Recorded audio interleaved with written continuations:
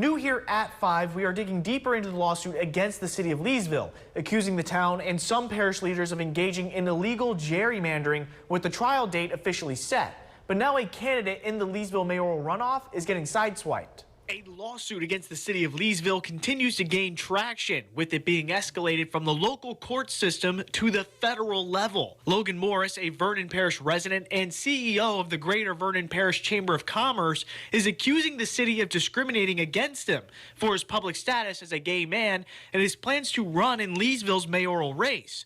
The catch here is that he couldn't run unless he lived within city limits. So to qualify, Morris requested to have Leesville annex his land. The city shot that motion down for not being in the, quote, city's interest.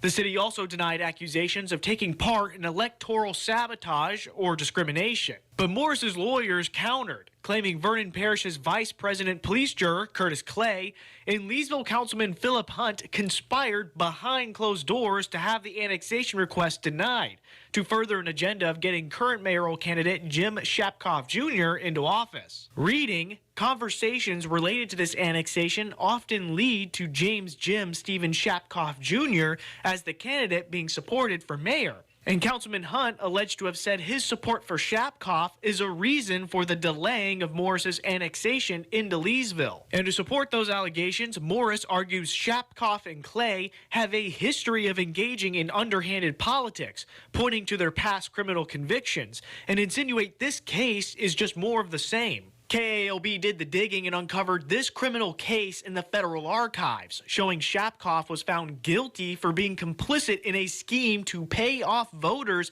in the electoral race of 1978 and avoided jail time with the plea deal. Now, we tried reaching out to Shapkoff on the lawsuit's allegations and his past conviction.